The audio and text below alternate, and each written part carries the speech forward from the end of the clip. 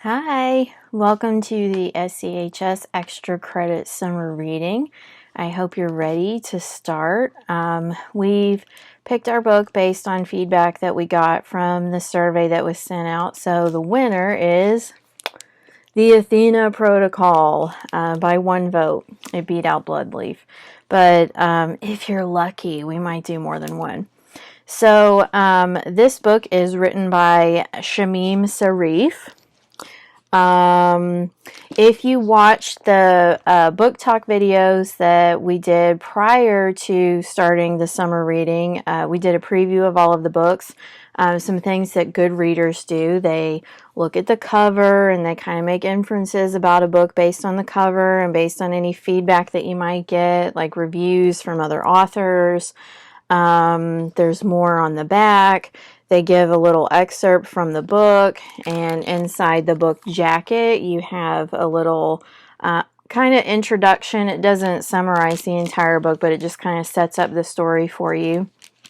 You have a little bit of information about the author. So when you are doing any kind of independent reading, these are the kinds of things that you might want to look at to help you decide if you want to read a book or not. So without further ado, we are going to start on the Athena Protocol. Might make videos a couple chapters at a time, but for the beginning of this, we're just going to do one chapter at a time because there's a lot of information that goes in the beginning of a book, setting up the characters and the plot and the setting and the conflicts. So usually the first few chapters of a book, they really take some extra attention that you want to pay to them to make sure that you understand everything else that happens in the book. Now, I will tell you some of the activities that I'm planning for the first part of the book. These are the things that you want to focus on and really pay attention to. And of course, you can just listen to the book if you want to, but there are also PDF scans of the chapters from the book, and they are posted on Google Classroom in the classwork tab, the same place where you find the link to the videos. So anytime that you have to use textual evidence, you might want to go back and look at those scans of the chapters. And then, you can also buy a copy of the book if you want to. You see my copy is an ex-library book. I got it off Amazon. It was a used copy. I paid maybe $6 for it. So for the first chapter, actually the first 3 chapters, but I think this video is just going to do chapter 1. I don't know. We'll see. I might just get on a roll by the end of chapter 1 and keep going. But what I want you to pay attention to here in the beginning of the book is the setting, any kind of descriptions of where the story is set, because it's going to mention several different places, and also how the setting is described. So that's going to feed into the next one, which is imagery. There's a lot of, especially on the first couple pages, a lot of really visual language to help you understand what the characters are saying there. So try to pay attention to that as much as possible. Obviously, character development, we're meeting these new characters in a story, so the author is going to take the time to kind of describe what they're like, describe their motivations, their personalities, things like that. So you want to make sure you pay attention to character development. And always, as somebody who's trying to improve their reading skills, and I still do this, paying attention to any vocabulary that you might not know. So obviously plot, you want to keep up with that throughout the entire book, but I'm not going to focus on that just yet because here in the beginning it's just kind of setting up what the conflict is. And another good thing to pay attention to, but you probably won't have any activities on this right here at the beginning, is the point of view. See if you can figure out what the narrative point of view of the book is. Remember, this is your first person, third person limited, third person omniscient, and why that matters is thinking about what impact the point of view has on the story. If the story were told from a different perspective, how would it be different? But it's not. It's told in this one, so what impact does that have on the story and on how we react to the story? So again, the first part of the book, setting. Where are the different places that the story is taking place or that are mentioned? How's the setting described? Any kind of imagery, character development, and vocabulary. And I meant to make some little flashcards of the vocabulary from the first chapter, and I forgot to do that. I will try to make sure I do that next time, but I'll post a list of the vocabulary that I found in the first few chapters that I thought might be words you want to pay extra attention to. All right, so I'll start the book now.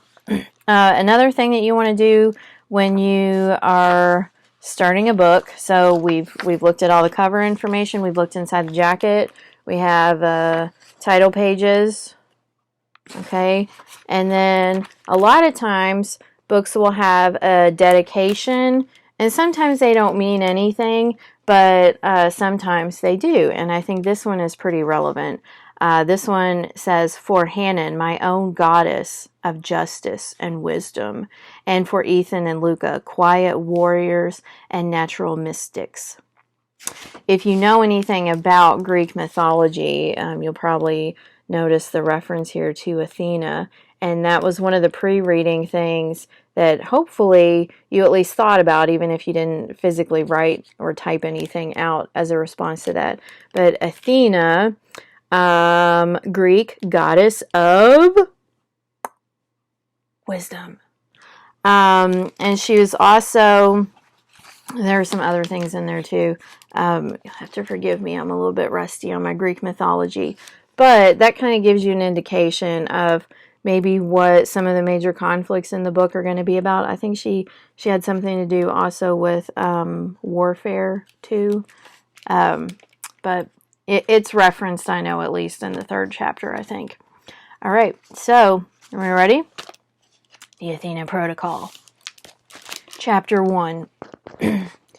Sometimes I wonder if the world might just look better through a rifle scope. Crisper, clearer, narrowed down, less messy. In my crosshairs, a boy soldier, just a teenager, not much younger than me, is asleep.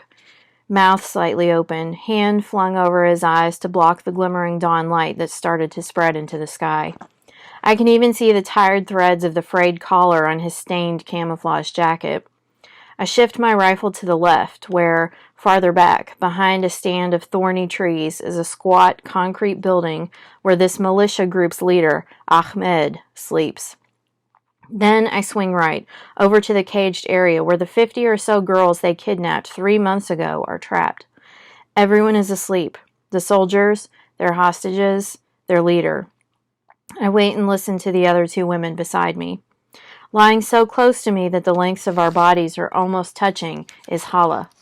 I feel her shift, and behind us Caitlin coughs, quietly, suppressing the sound, although we are way too high up and far back from the camp for anyone to hear us. I cough too. The air here is dry, scratchy dry, catching in your throat every time you breathe. The smell of scorched earth rises up to my nose again, the smell of West Africa. For a moment, I think about the tarnished metal smell of rainy streets in London, at home, but it doesn't last long, and I cough again. "Short delay on the incoming trucks," Caitlin says softly. 3-4 minutes.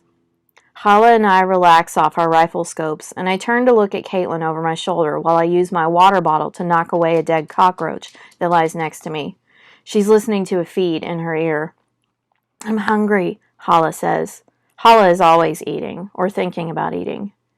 Caitlin reaches into her small backpack and tosses us each a protein bar. I'm not thrilled with it, but I doubt she has fresh croissants in there, so I keep quiet and take it. Hala eats hers fast, without comment, fueling up. I swallow mine with less enthusiasm. The cold slide of sweetness in my mouth is disgusting. I try to remember that millions of children are starving in Africa and that I have no right to complain, especially since we'll be back home tomorrow.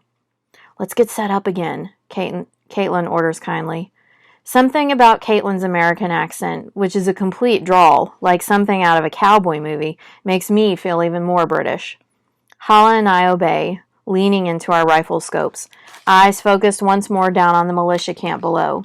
We're all in the same positions we took the first night we were here, when we were just watching, tweaking the plan.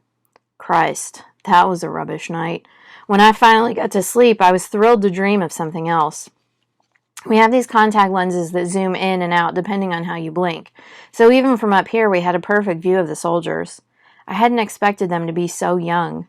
You see videos about child soldiers in Africa, but these weren't kids, and yet they weren't men either. Probably recruited willingly by Ahmed and his terrorist militia. If you're stuck in a village working the land all day to plant crops that may never actually grow, maybe Ahmed gives you something to believe in and guns to play with. We watched them that night, laughing, teasing each other the way boys do, scrapping in little fights that rose up like boiling water and then evaporated as fast. The bloodied noses, shouts, and shoves. I could handle that. But what they did to the girls, these 50 girls they had captured from a distant village in an attempt to blackmail the government into releasing prisoners. None of us could watch what they were doing, and none of us could look at each other. When I caught Caitlin's eyes by mistake, they were welled up, which somehow made me even angrier that she was suffering. I wanted to do something right then, go down there and end it all at gunpoint. I think I even scrambled up because Caitlin put a hand on my arm to grab me and she held it there, calming me down for a minute. It had ended by itself, by 2 a.m, the human urge for sleep overtaking all the other urges. And the camp fell quiet, just as it is now. Lying in your stomach on hard, baked earth is no picnic. We've been stretched out there for nearly an hour because Caitlin likes to be early for everything. Doesn't like the stress of cutting things too fine. My legs are getting stiff. I wiggle them and wipe a smear of sweat off my nose. Sunlight has lifted the ink color of the sky behind the rough line of trees far ahead, and the heat is already there, weighing us down. I'm tense, nervous, because once this raid starts, we can't make a mistake. I start to fidget, and I feel Hala turn to look at me with irritation. "What?" I demand. But Hala turns back to her own rifle, looking through the viewfinder. Hala doesn't talk much at the best of times, and on top of that, she doesn't like speaking English. She speaks it fine, really well, considering she's only learned it properly in the past couple of years. But she keeps to herself, and I'm pretty sure she never had much to say in Arabic either. Usually, I appreciate that about her, not having to do a ton of small talk all the time, but now her perfect calm feels annoying. "Damn this heat," I say, just to break the tension. Caitlin's soft southern tones are soothing, like oil on water. "This ain't heat. Iraq in August, carrying 50 pounds of combat gear, that's heat." "You're not the only one who's been military trained," I tell her. "And I can't compete with what you got up to, Jessie," smiles Caitlin. "I was just a foot soldier. Nothing special." Acknowledging people's feelings is Caitlin's favorite response to everything. They must have taught it to her in officer training once, and it stuck. I learned it in a leadership course a couple of years ago in England, in this special training school I was in. But I was only 16 then, and I usually preferred head-on confrontation to worrying about what the other person felt all the time. Still, this isn't the Army, or a government program, and in our little team of 3, Caitlin sets the tone and gives the orders. So I subside. I shift a bit because she always sees through me, knows my need to boast, but now her smile fades. Her eyes turn to where 2 trucks are coming over the horizon toward us. The camp below is still silent, scattered with the outlines of the sprawled, sleeping boys. 7 minutes. In Caitlin's eye, the lens gives her a reading on the truck's speed, their distance, and their ETA. "Ready?" Caitlin asks. I feel a pulse of adrenaline rising through me. I was born ready. I can hear the swagger in my own voice, can feel Hala rolling her eyes, but I can't help it. Hala, of course, just nods. "Line up your shot first." We both bend our heads to our rifle scopes. Hala focuses on sleeping soldiers to the right. I take the left side. We wait for Caitlin to give the order. Time moves slowly now, and every whisper of movement has paused, even our breathing. "Now," Caitlin commands. The first squeeze of the trigger is a surprise to my fingers, as if I always forget the exact pressure to use. Perhaps because that pressure has changed a bit with the modifications on these rifles, because they shoot drugged darts, not bullets. Still, it's easy for me, hitting targets. 1, 2, 3, 4. I pick off unsuspecting soldiers in a steady rhythm, because steady matters. Steady means not rushing, because rushing could mean a mistake that could swallow us all. One eye is on the rifle scope, and with the other I watch through my zoomed-in contact lens as the soldiers feel the sting of the darts. They rouse themselves for a couple of seconds before they crash into unconsciousness. One after another they are hit. 20, 30, and my side is done. Hala is still finishing off hers. She's slower, but she's an excellent shot. Now, everything is still. The trees rustle under a cough of wind, and in the cage the women shift a little, but the expanse of dirt that forms the main part of the camp is silent. Hala glances at me with a look that's almost happy. We did a good job. But then, Caitlin's voice interrupts. 2:00. Hala and I both swivel. A single soldier is up, running toward Ahmed's room. Thin legs and a torn jacket that flaps against his skinny frame. He's smart, darting from side to side, making it hard to take aim. Except for me. Still caught in the momentum of his run, he drops forward onto his face, sprawled in the red dust. And everything is silent once again. Caitlin sighs with relief and throws me a smile. Hala just shakes her head as if she can't believe the shot. "Let's go," says Caitlin. "The trucks are coming." I can just make out the low thrum of their engines as they head in, carefully timed, from the west. Those trucks are the only assistance the government of this place is giving us, once we've done the hard part. I scramble up, fold away my rifle, grab hold of our weapons, and follow the others down to the camp. We step carefully among the soldiers, mouths slack in forced sleep, defenseless. Hala sweeps over them with her weapon to be sure none of them has escaped our darts. Then she heads to the cage where the women stand, staring, open-mouthed, silent. We're all dressed in dust-colored, fitted combat clothes with holsters, weapons, and boots. Our heads are now swathed in keffiyeh scarves that we've pulled up over our faces. Only our eyes are visible. Cell phones are everywhere, even out here, and we can't let anyone know who we are.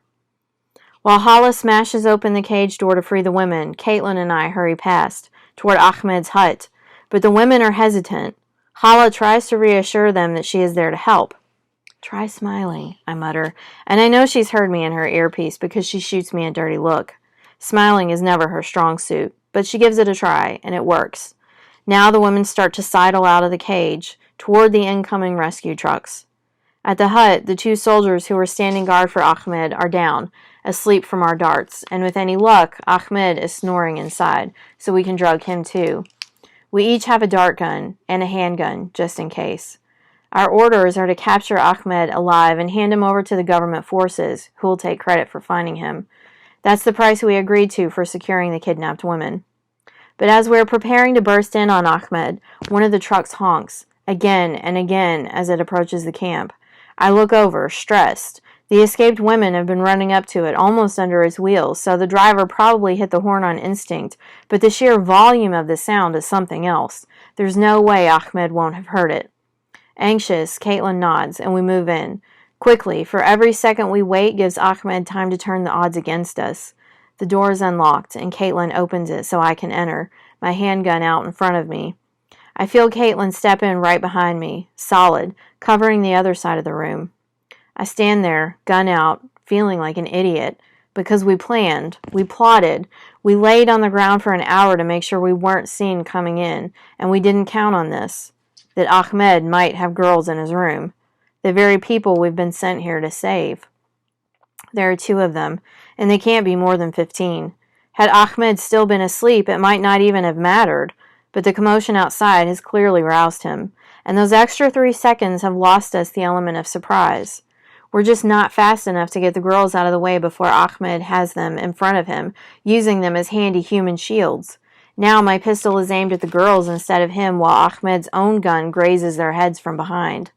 "Stay on him," Caitlin murmurs. We keep our guns up and pointed at him. A standoff. But I can tell that he feels better, more in control, now that he has chips to bargain with. He's good-looking beneath his straggly beard. Somehow I hadn't expected that, as if the vileness of his deeds should be reflected in his face. Sweat coats his forehead as his close-set eyes watch me back. The girls are sweating too, a sheen of moisture over the bruises on their faces, and one of them starts to cry. "Quiet!" Ahmed commands her. But she's terrified, almost hysterical. The other girl whispers to her to stop, but the sobbing continues. It's making Ahmed edgy. He pushes her away, and with relief, the girl runs to a corner of the room and continues crying there. Let us take her, Caitlin says, trying to get at least one of them out of there. But Ahmed's gun sweeps away from one hostage and toward the other. Before I can move, a shot blasts out, echoing off the walls like thunder. I jump, startled. The girl in the corner hits the floor. I stare at the wall behind where she stood. It's sprayed with blood. There is a moment of stillness. Then Caitlin makes a sort of gasping noise from her throat, and I feel my blood rise, the crimson bleeding of it blocking the rest of my sight. Only Caitlin's voice brings me back. Just. I can feel her arm brushing my own as she talks to Ahmed, and it feels right. Caitlin's arm and her voice, as if something good still exists in this brutal room. Take it easy. We're not here to kill you, Caitlin is saying. My eyes glance at the dead girl on the floor. The remaining hostage pants with fear, her eyes screwed up tight, her head shaking beneath the pistol. Ahmed looks out the window, where more trucks holding government soldiers are arriving. From above, I hear something, just a faint rustle, and into my ear and Caitlin's comes the sound of Hala's voice. I'm on the roof, she says. I start to breathe again, a tiny shred of hope. She must have heard the shot and our exchange and done what she does best. Climb. The building is topped with a poorly thatched roof, the wall beneath brown and smooth. It seems impossible that anyone could scale that wall, but Hala has. Her nickname back home had been Il Bice, the cat. That was one of the first things she told me when she first started talking to me in that depressing room in the detention center. I know Hala must be struggling to get a shot on Ahmed, but I also know that her bullet is our best way out of this. I don't want to get caught in her line of fire, so I take 2 steps back, nice and easy, my eyes fixed on the girls. If there is a God, I seriously doubt he'd let Ahmed exist. So now I'm just praying for Hala to sort this out. Bring him forward, Hala's tense voice whispers in my ear. I watch Ahmed, his finger itching on that trigger while the girl gives a slight whimper. With my left hand, I take a small grenade out of my pocket. Ahmed is wily, eyes like a fox. He sees something in my hand. Live grenade, I say, and toss it gently toward him. On instinct, he lets go of the hostage and moves forward to catch it. When he does, he realizes the pin is still in it, and the pistol is blasted out of his hand. Hala's bullet takes a finger or two with it, and he screams, a high whine that pierces the throbbing in my head and makes me feel better somehow. I move forward and take hold of the girl, while Caitlin knocks Ahmed to the ground with the butt of her pistol, retrieves the grenade, and handcuffs his hands and feet. I start to become conscious of sounds again. It happens like this sometimes. When I focus hard, one sense strains away, leaving me oversensitive to another. But now the room is flooded with sound, with the whir of helicopter blades, which must be our own chopper, sent to collect us, and the diesel throb of more trucks arriving outside. Ahmed, too, is aware, for his head turns toward the single window. Through it, I can see government troops jumping out of the trucks, dragging the drugged soldiers into the cage where the hostages had been held. Beneath my hands, the girl's shoulders are thin and shaking, her eyes fearful and distrustful. I hold her gaze for a moment and put an arm around her, trying to let her know that she'll be safe. Gently, I guide her toward the doorway and hand her over to Hala, who has appeared from the roof. Hala's glance goes to the corpse of the other girl. She flinches, then gives me an anguished look. I get it. Another life wasted. Another image to haunt us. I reach out to grasp Hala's shoulder. She accepts the touch, then turns away. While Hala walks the remaining girl outside, I pull a limp, stained sheet off the bed and cover the body of the other girl. Her face is a mess, and I feel my stomach turn. But I don't want to throw up. It feels disrespectful. So I look away and take a couple of breaths, and then I kneel down, touching my hand to her forehead. It's still warm, still real, and I check her neck for a pulse, but I know there isn't one. Her eyes are wide open in frozen fear, and I slip my fingers down to close them. Blood, her blood, gets onto my fingers. I look at the smears of red on my hand and gently wipe them away on my jacket. Meanwhile, Caitlin is talking to Ahmed. You'll be arrested and given a fair trial. Ahmed interrupts her with a snort. They had to send women to get me. He smiles. I'll be back in a year, and little by little, I will take over this land.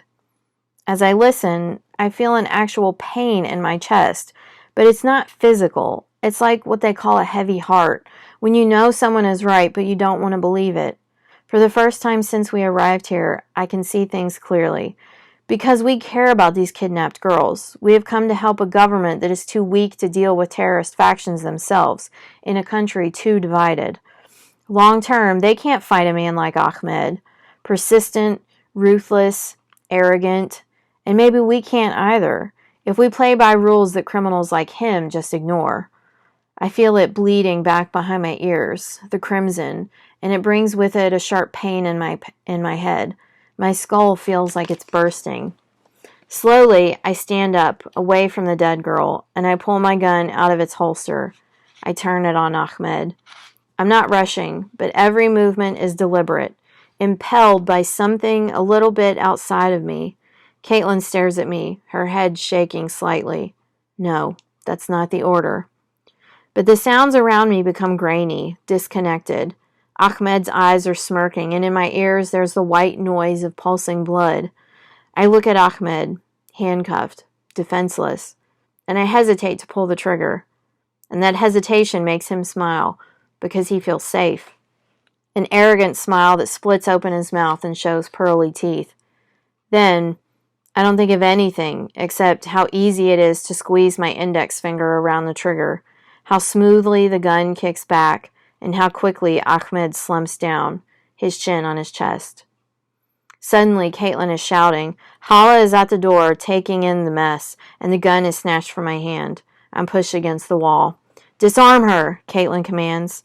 I don't try to argue. I can't think at all, so I obey. I place my hands up high on each side of my head and lean against the wall, while Hala uses her boot to push my feet wider apart. I feel Hala's methodical hands moving along my sides, my back, and my legs. My breathing is quick and ragged. Part of me can't believe what I just did. I glance over my shoulder to look at Ahmed. It was a clean shot, of course, straight through his forehead. I stare at him. He was alive, and now he's dead. How easy it was, how fast for me to snuff out a life. It's the first time I've ever done it, and without warning, I feel sick. Bile rises in my throat, but I swallow it down with a dry heave. Taking a deep breath, I turn back to the wall and stand up tall. He raped these girls, and I just watched him kill one of them. So why should I care? And yet, somehow, I do. Disarm complete, says Hala, showing Caitlin an armful of weapons. My weapons. Hala's eyes meet mine disapprovingly, and I pull a tiny jackknife out of my boot lining and pass it to her to prove she missed something. The petty, silent exchange with Hala gives me something else to think about for a second. But then the tiny piece of foil in my ear canal comes to life, and a disembodied voice speaks sternly from thousands of miles away. What just happened? I bite my lower lip so hard that I taste blood. Caitlin touches the lapel camera on her clothes. Peggy, it's hard to explain. We're hooked up to your cameras, Peggy interrupts, echoing in my ear. We can see he's dead. Why? Caitlin hesitates. She doesn't want to be the one to state the obvious, to drop me in a pile of shit. I took him out, Peggy, I say, to save Caitlin the decision about how to reply. Was he a threat? Asks another voice that I recognize as Kit's. Despite the fact that she's my mother, or maybe because she's my mother, I immediately feel the impulse to annoy her.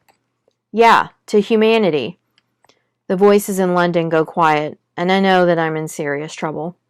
Clean it up, Peggy says into our ears, and Caitlin nods to Hala, who swings a backpack off her shoulders. Reaching in, she extracts a pack of white gel blocks that look like those detergent tablets you put into dishwashers.